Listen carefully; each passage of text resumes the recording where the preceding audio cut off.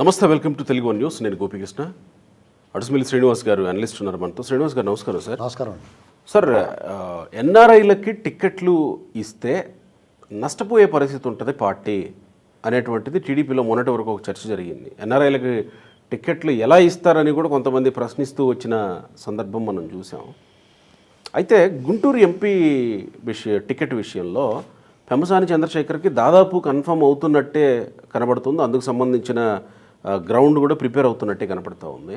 So ఇప్పుడు పెమ్మసాని చంద్రశేఖర్ ఆయన కూడా ఎన్ఆర్ఐ, ఆయనకి టికెట్ ఇస్తే ప్రజల యాక్సెప్టెన్స్ ఎలా ఉంటుంది?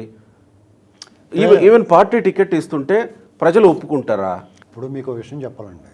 ఎన్ఆర్ఐల మాట వచ్చింది కాబట్టి మన వాళ్ళని ఎన్ఆర్ఐలు అంటే ఏదో వలస పక్షుల్లాగా వచ్చేసి వెళ్ళిపోతారో, వాళ్ళకి ఎందుకు ఇవ్వాలి, మేము ఫీల్డ్లో ఉన్నాం అనే మాట చాలా తప్పండి.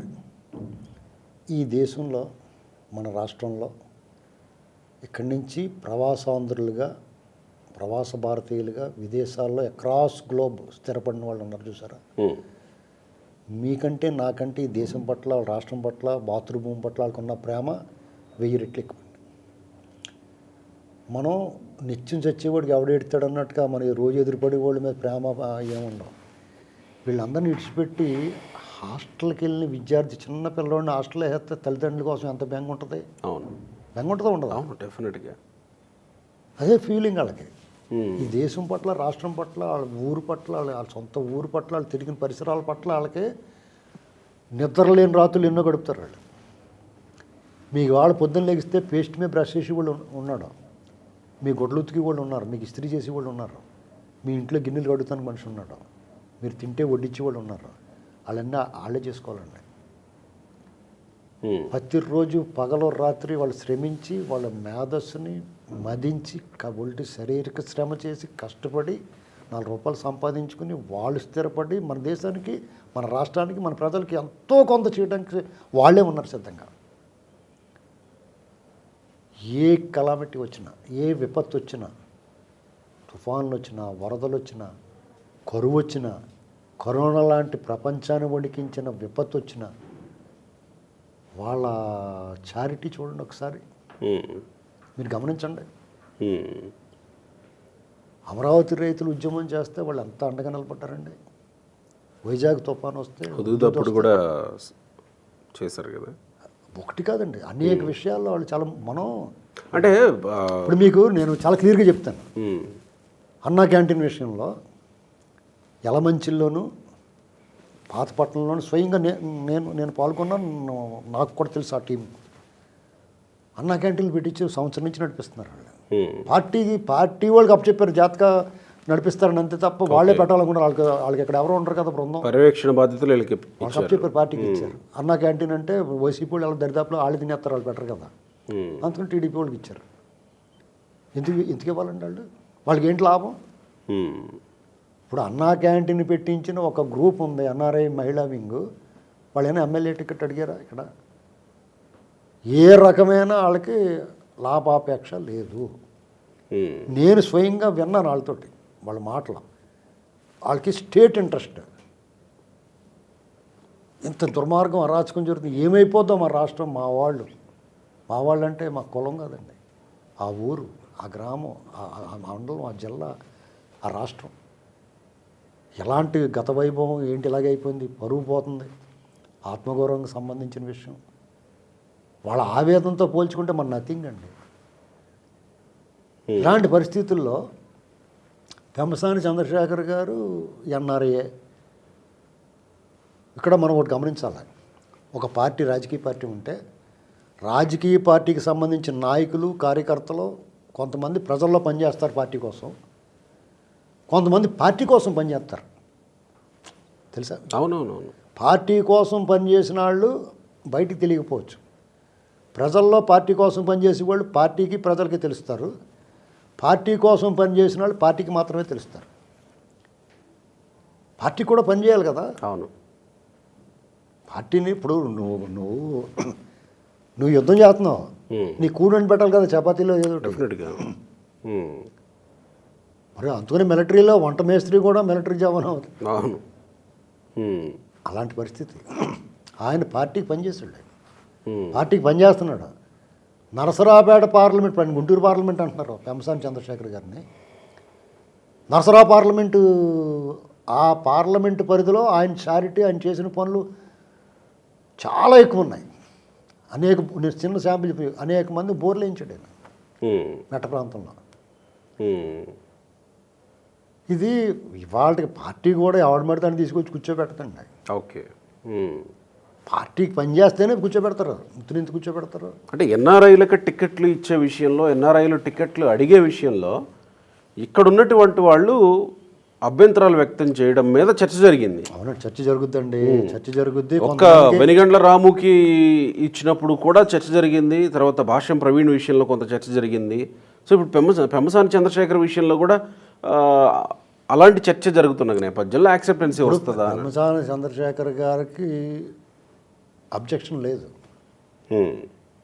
ఎందుకంటే ఆ గుంటూరు ఎంపీకి కాంపిటీషన్ లేదు. పెద్ద కాంపిటీషన్ అంటే పోటీ చేయమంటే పొలమని వచ్చేస్తారు, కానీ ఈయనకి కాంపిటీషన్ రావట్లేదు ఎవడం. అంటే ఈయన వస్తే కనుక ఆ సర్వీస్ తెలుసు కాబట్టి ఎగ్జాక్ట్లీ నీకు ఎవరైతే ఉన్నారో సర్లే మనకన్నా ఎక్కువ అర్హతలు ఉన్నాయని చేయని అనుకుంటున్నారు. అలాగే భాష్యం ప్రవీణ్ గారికి ఉంటుంది కాంపిటీషన్, ఆల్రెడీ సిట్టింగ్ కూడా ఉంటారు కాబట్టి. అలాగే వెనిగండ్ల రాము గారికి వాళ్ళు కాంప్రమైజ్ అయిపోయింది కదా, అయిపోయింది. ఇక్కడ అలాగే ఇంకా 2-3 సీట్లు ఎక్కడెక్కడ ఉండొచ్చు. నేనేమంటున్నానంటే వాళ్ళు డబ్బు పెట్టి కొనుక్కుంటున్నారు సీట్ అనేటువంటి దాన్ని మీరు అపోహ, దాన్ని మార్చుకోవాల అభిప్రాయం అంటున్నాను నేను. నేను ఆ మాట అనలేకపోయాను, మీరు మీరు వెలుగులోకి తీసుకొచ్చారు. అలా కాదండి, డబ్బు మాత్రం ఊరికనే వస్తుందా? ఎగ్జాక్ట్లీ. నేను ఎన్ఆర్ఐ విషయంలో ఈ అభిప్రాయం ఉంటుంది కదా, డబ్బులు పట్టుకొస్తారు, టికెట్లు కొనుక్కుపోతారనే అభిప్రాయం ఉంటుంది కదా. 5,000 ఇవ్వండి, ఇస్తారా మీరు? ఏమంటే అవును కదా, ఎందుకు ఇస్తారు? ఇప్పుడు రోడ్డు మీదకు జెండా కట్టాలంటే డబ్బులు కట్టాలి కదా, ఎక్కడి నుంచి వస్తాయి పార్టీకి? ఇప్పుడు ఏమి రూపాయి ఖర్చు లేకుండా ఇదివరకు ఎన్టీ రామారావు గారి టైంలో అలాగ పనిచేస్తున్నారు ఎవరన్నా? రాజకీయాలు అన్ని పార్టీల్లో ఉన్నాయి. రాజకీయం ఎలాగుంది ఇప్పుడు? ప్రతి అడుగు తీసి అడిగేస్తే డబ్బు కావాలా? ఇప్పుడు ఆ ఎన్ఆర్ఐలకు డబ్బు పెట్టాలి, వాళ్ళని వాళ్ళు ప్రూవ్ చేసుకోవాలి. పాపం వాళ్ళు పాతి వచ్చాన్ని వాళ్ళకి ఎక్కువ కష్టం. అవును కదా, అర్థమైందండి. చేత సహజంగానే విమర్శలు వస్తాయి. మనం ఎన్ఆర్ఐగా మాత్రం ఎన్ఆర్ఐకి అర్హత లేదని మాత్రం మాట్లాడకూడదు మనం అంటున్నాను. కరెక్ట్. ఇక్కడ ఎంతో మందికి సేవ చేయడానికి ఎవరైతే అవును అప్పుడు వాళ్ళేమో చారిటీ తక్కువ చేశారా? ఏ కష్టంలో ఆదుకోలేదు మీరు చెప్పండి. కానీ టీడీపీ విషయంలో ఎంపీ క్యాండిడేట్లు ఇప్పటి వరకు సెలక్షన్ అంటే చర్చ జరుగుతున్నటువంటిది, ఒకటి గుంటూరు పెమ్మసాని చంద్రశేఖర్, 2 నరసరావుపేట లావు కృష్ణదేవరాయలు, 22 ఆయన పార్టీలో జాయిన్ అవుతున్నాడంట, శ్రీకాకుళం ఎంపీ రామ్మోహన్ నాయుడు. ఇలాంటి వ్యక్తుల్ని టీడీపీ తీసుకొచ్చి మొన్న రాజకీయాల నుంచి నేను తప్పుకుంటున్న గల్లా జయదేవ్ లాంటి వాళ్ళు, వీళ్ళని కాస్త ఆదర్శంగా ఆంధ్రప్రదేశ్లో చెప్పుకోవాల్సిన అవసరం డెఫినెట్గా కదా. ఎందుకంటే వీళ్ళు విచక్షణ ఉన్నవాళ్ళండి, విద్యావంతులండి, అటువంటి వాళ్ళే కావాలి. రాజకీయాలకి భిన్నమైనటువంటి వ్యక్తులు వీళ్ళు. రాజకీయంలో చూస్తారో వాళ్ళు గబక్కన ఏదైనా అసభ్యకరమైన సంభాషణ మాట్లాడాలంటే కూడా ఆలోచిస్తారు. వాళ్ళు చదువుకున్న వాళ్ళు, హైలీ రెస్పెక్టబుల్ పర్సన్స్ వాళ్ళు మర్యాద ఇస్తారు, మర్యాద తీసుకుంటారు. అంతేగాని గబగబా ఫ్యాన్ టిప్పేసి చూపించారండి.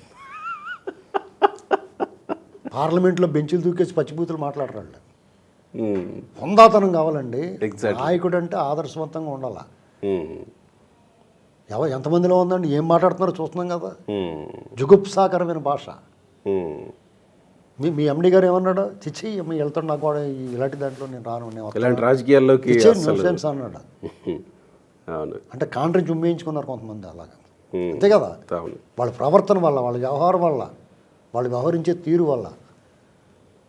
నేను కలిసాను ఆ మధ్యన ఎప్పుడో ఒకసారి చూశాను. పెమ్మసాని చంద్రశేఖర్ చాలా డిగ్నిఫైడ్గా, అఫీషియల్గా ఉన్నాడు, హైలీ రెస్పెక్టబుల్ పర్సన్లో ఉన్నాడు, ఉందాగా ఉన్నాడు. కానీ ఇలాంటి వ్యక్తులు ఉంటే స్టేట్కి కూడా ఒక రెస్పెక్ట్ వస్తుందేమో. అవునండి, పలానా స్టేట్ నుంచి ఇలాంటి వ్యక్తులు ఉన్నారు. డెఫినెట్గా మీ చదువుకున్న ఇది వరకు చదువు లేకపోయినా కూడా హుందాగా ఉండేవారండి, చాలా హుందాగా వ్యవహరించేవారు, మర్యాదగా ఉండేవారు. ఒక మాట మాట్లాడాలంటే 10 నిమిషాలు ఆలోచించి మాట్లాడేవారు. పరుషంగా మాట్లాడాలన్నా, దురుసుగా మాట్లాడాలన్నా, కఠినమైన భాష మాట్లాడాలన్నా కూడా కొంచెం ఆలోచించి మాట్లాడేవారు. అవతల అట్ట అవ్వకుండా, నొచ్చుకోకుండా మాట్లాడేవారు. ఇప్పుడు ఏం చేయాలి, మీద పడిపోతున్నారు కదా అలబండలాగానే. అలబండ అంటే తెలుసా, మొగం నల్లగా ఉంటే కోతి, అది ఓహో, అలబండ అంటాం మేము దాన్ని, కొండముచ్చుల్ని. కొండ ముచ్చుకోద్ది. ఓకే. ఎంత ఊరికి వస్తాయి కదా ఈ గబక్క నట్టుకోలేట్టుకు వెళ్తుంటే, అలా వ్యవహరిస్తున్నారు వీళ్ళు.